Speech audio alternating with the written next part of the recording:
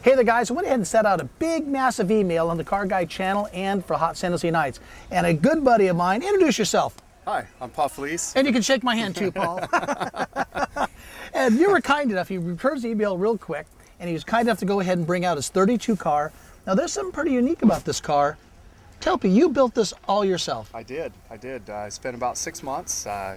Ordered pretty much everything, somewhat mail order, but everything on the car has been fabricated as far as the frame and the engine and paint and interior, all been done by myself. And the other thing is, you said this is a first timer. This is the first time I've ever done a full build like pretty this cool. car, and I kind of aspire to open up my own shop someday and hopefully build these. We don't need any more competition out there, guys. We got enough. There's enough shops out there doing this stuff. We don't need guys like this. You did a great job in this car. Now, Thank you very much. You painted it yourself, and obviously base coat clear. And it's House of Colors, Tangerine Candy. It's over silver base. I did get complaints from the neighbors. It was a garage. A little stinky, yeah. It gets a little stinky, but no problem. It was fun. Now you got some pretty neat options in here because look at the way you drove in. I mean, you had your wife, you had the kid in the back. I mean, you're like Ward Cleaver with horsepower, you know? You got it. Yeah, I got to fit the family of three in there. He pulls them in and stuff. You guys want to have a good family life when you build your street rods. Put in AC and definitely put in a heater. You know, those are pretty good options. And your life will be happy. It's not that big of a deal. It's not that big of an expense when you go ahead and build this stuff and do it. And so he's got air conditioning. So now his wife will go with him. That's right. That's right. But then you have an automatic trunk. That's also? Right. Yeah, the trunk goes up and down automatic via remote, and it was all installed. The whole electrical system was installed by myself as well. Painless wiring system, but a DEI alarm system, and most of the actuators and stuff are controlled by the DEI system. When I go ahead and see a lot of these cars at a lot of shows, you know, safety is always a big issue with all car guys, especially on the Car Guy channel. I push it all the time. And what I like about a quality built street rod, and of course we met Paul, and I mean, he built the car himself, but he did a lot of good stuff for the car. Besides having a high-performance late model Chevrolet motor, the aluminum head model car, he's got some horsepower, he's got the air conditioning, a lot of chrome stuff, but it's not overdone, but it's highly done, and there's a big difference between overdone and highly done. This car is highly done and made streetable. A lot of chrome items on the front of the car, but one of the best front-end pieces you could put on the front of this car is disc brakes. Now, if you guys go ahead and see, you can probably see them right through the wheels, he has disc brakes in this car. He has a small cabling line going in there. The smaller the line, the higher the pressure. This rear is going to stop this car, stop it on a dime. Sure, he's got a proportioning valve in the system of this. Make this car here stop just like you're supposed to do it. And all his tires, these right here are really, this is an aggressive tread tire. But the way this particular tire is on, this is going to make the car track really well. If they had a different type of tread design on it, it'll make the car wander quite a bit. If he tows ahead and tows his, you know, just kind of tow it in a little bit more. This will be a good street drivable, handleable car. All the chrome rods all in the front, where the headlights are done in strictly old school style. I think the way the headlights are and the suspension, the whole suspension's really geared around that spring. They look simple, they are simple, but you got to do them right to make them right. Paul, I think you did a great job all the way around. You got rear drum brakes on the car, and rear drum brakes is really kind of all this particular car kind of needs is a rear drums. Rear drums will stop the car very well because the car weighs. I don't think this car here weighs over 2,100 pounds, but he's got some big set of meats back here. And you notice it's the same track on the type of tires. It's an aggressive tread like I talked about, but it's probably going to do really good for doing on the road. You can see in here with these big wheels. If you went ahead and did the rear drums, painted to match, but when you do the rear drums, you got to use some heat paint because those drums take a lot of bit of heat. He put his tilt steering in the car. The pedals look like they're accessible. In these cars, there's not a lot of room. When they were designed, put 3 people in the front of the car would be extremely difficult. But Paul went ahead and made some changes on the bottom of the floor. In some of the kit cars that came out with the fiberglass bodies, the floor plan is a little on the more flatter side. So you can be able to get your feet in there for the gas pedal and the brake pedal. And having a car with a clutch in there is a lot of room to put in. So when you put the automatics, you have a little more foot room, and that's what makes the car safe. And you got to make these things safe to drive, or why have them? When you go ahead and build these cars, safety, of course, we always stress on safety quite a bit. But you know, there's nothing like looks, and looks are great. When you do an interior in a car like this, do it all in leather, and then you go ahead and do it in an ostrich. I mean, that is a really cool touch, blends really well. But there's a feature on this car that not all the guys put in there, and I think Paul went over the top and did it, and it's a great way to go. There's a hole down here. Now this hole right here is an auxiliary lock. So it's set up with the speedometer. So when this car here happens to go over 15 miles an hour, the lock automatically puts a pin right inside that hole, and it double checks the lock, so everything is completely safe. Good job, Paul. A lot of other cars to check out, and stick around.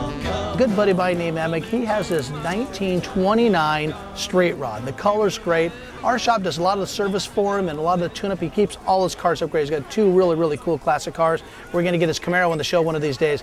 But a 1929 straight rod, it just sets the pace, it sets the mood, and there's a lot of retro stuff on it. Has the V8, the Chevy 350 on it, with a good quality 4-barrel. It makes it a really nice driving car with an automatic. And what I like about it is it sits and stands just like a 29 model should stand. But they went ahead and he actually has the upgraded wheels and brakes. And Emig's like myself, safety is an issue. So having a car that's safe to drive, for him and his gal to go places and whatnot, that's a real big plus to a guy like me. And of course he has the, the kind of reproduction style Helder brand wheels on the front and rear. They're one of my favorite aftermarket wheel to put on a car. They look really cool and they're a little pricey, but a guy like Emig wants the car right and is not afraid to put any money into it to make it look right. Has the old style type convertible top. And being a Roadster, really that's what Roadsters are really all about. Make it a good fun driver with an automatic. And a lot of things on the car are really based around the whole original style, really the way the door handles open. This is how they open up in the cars. They have this little lever right here, and that pretty much is open. And this doesn't have the automatic stuff. He kind of kept a little bit of old school and what we call is good school. And the car, kind of a tuck and roll style interior with the white and the blue. It's a really good taste. Tilt steering, automatic on the floor, gives you enough room to go ahead and be able to drive the car. Emig, thanks for bringing this car down to Mountain View Show. I really appreciate it. And there's a lot of cars we got to see, but check this car out. Out of all the cars in the show, there's always my favorite, and there's always, every car is my favorite car. But Larry brought in a 1956 Thunderbird. And the 56 Thunderbird to me is iconic and the big changes that the automotive industry went through. All you T-Bird guys know a lot about the 55, 56, 57 T-Birds. But there's a lot of stuff about 56 that is very unusual. 1956, that's the first year they decided to go ahead and go to 12 volt. Probably the biggest move that Ford ever made. They were very optioned out cars. They weren't tight as the 55, 56, 57 Corvette. They had a little bit more room. They actually put power seats in them. Corvette never had power seats. Being for a sports car, these are a little bit more drivers and easier to drive on the car. 56 with power steering and power brakes is a huge option to have, even as small as the car were. The Corvette never had options like that. This particular breed of car does have power steering and power brakes. Power windows. What I like about this car here, it's very, very period correct. Number one, being Fiesta Red, the color is an absolute home run. When these right here, the three different type of wheels they had, this is actually a wire wheel cover. And it's a full complete wheel cover and it has an inside hubcap in the center. These are an option. Of course, in the Kelsey Hayes wires were added on by the dealers and manufacturers. Now in a show like this, Larry's a good friend of mine and him and his wife Georgette do a lot for Hot San Jose Nights. They're probably one of the beginning volunteers. There's so much help and I bless them every time I see them because I think they're such good people. They donate a lot of their time. Larry puts his card to the show and he keeps up a very, very nice car. Porthole windows were absolutely iconic to the T-Bird. You guys remember the movie American Graffiti, which we're going to be having at Hot San Jose Nights with Candy Clark and Bo Hopkins, and the car from the movie. Suzanne Summers made the porthole window even more blistering popular because of Suzanne driving in the car, being able to be seen looking at Richard Dreyfuss out of the porthole window of the white T-Bird. So it does really make that car kind of iconic and it's a great signature to the car. Continental tire, spare tire, whatever you really want to call it on the back of a T-Bird. These right here were dealer add-ons. They really did not come from the factory that way. These were installed strictly by the dealer. And it is a full, complete Continental tire, was the nickname given from Lincoln Continental from 1941 on up. And a show like this, you don't want to leave the hood up because we've got a little bit of wind going today. And that these type of hoods, this hood can fly in the air with the wind that holds it up. But these hoods are just, it's all steel. And I mean, they're solid as a rock. And these cars here are really kind of heavy for a small two-seater sports car back in its day. And they all came with 312 engines. A 312, they had a 272 and a 292 and a 312 V8. All of them are all solid lifter motors. They always did take a little bit of the tinkering. This type of motor is the way it was designed. Till later on, they came with some hydraulic valve lifters, but these are all solids in these cars. The way the exhaust manifolds, they kind of raise in the air, it brought the heat away from the bottom of the car and then dragged it all the way down to the bottom. See this car here with power steering? You have the full reservoir right here on the top that holds just a little over a quart. And that's just all enough that this power steering is going to need. And of course it has, this right here is almost like not really considered as a Hydro Boost, but this is a divorce system. This right here is the actual power brake unit, and over here is the master cylinder. It works a little bit like some of the big truck systems do. The pressure from the master cylinder pushes to the power booster, which is vacuum operated from right here, from the regulator, and this here is vacuum to go ahead and pull in the diaphragm, and that's what makes power brakes and some of these cars work absolutely spectacular. All the T-Birds all have this venting. The venting in the first design hood was never really there. The first original design hood was kind of flat with just an emblem on it. So in 1956, they went ahead and took the portion of the top of the hood and they put a vent in to roll the air from the front of the car, bringing it on down into the back. That's why the motor itself has moved forward on the car 3.5 inches to the front. It gave a little bit more air velocity to go to the back of the car to keep them cool.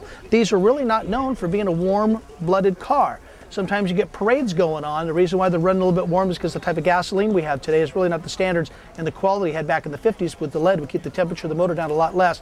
If you have stellite valves, stellite seats, and all the type of hardened valves and things, it does change and make a big difference in these cars. Nowadays, you got to put a kind of an additive to it, change the timing, change the dwell. You kind of got to tweak with them and work with them like a lot of vintage cars, all the classic stuff.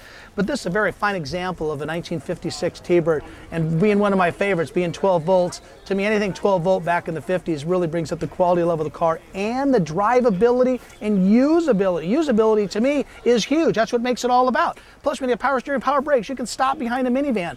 So far as a car back in the 50s, and being collectible, you cannot go wrong by owning a 56 T-Bird. My collection, I got a couple early model birds, and they're not really as nice as Larry's car. I'm gonna kill him, but I do like it that he brought a really nice car to the show, and there's just so much to offer, being two tops, the interior color, and all the stuff that goes with it. And we invited people, we invited all makes, all models, all types, all shapes, high ones, low ones, fast ones, and all kinds of ones. A 1968 Pontiac Firebird. 1968 had its own flair and its own change in its year. The difference between a 67 and a 68 Firebird is just like the Camaros. Far as the wing windows. This car right here does not have a wing window. That will tell you that it's a 1968 car. Plus, with the lights in the front of the car were changed. Very few things were changed between 1967 and 68, and that was just the few of the changes. This car happens to be a 400. We built this car here for Robin and Robin Sibler, two very, very good friends. These people turn out to be friends over and above customers without all the years and that we've known them. But we did a few things to this car. Of course, safety and what we talked about make the car drivability and functionability. We actually installed air conditioning. This right here is called from Vintage Air conditioning system in the car. Makes it so drivable, makes it very, very safe. You can go somewhere and really enjoy it.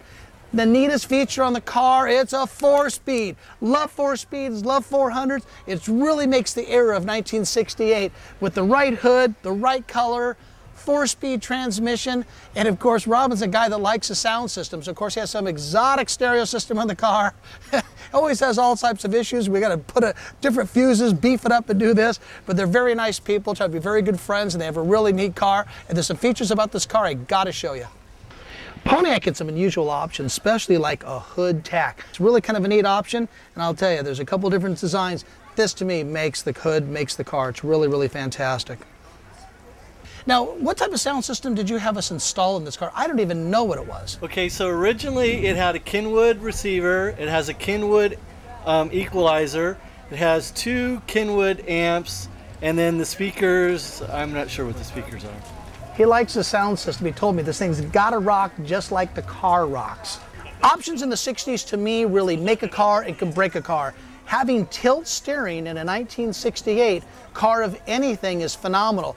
Being a sports coupe, just like the Firebirds and the Camaros, a little tighter and harder to get in and out of, tilt steering to me is an absolute home run. Now Robin, he's a little tall. Robin's about 6'1" or so, and he needs the room in this car leg room. These right here are Corvette seats.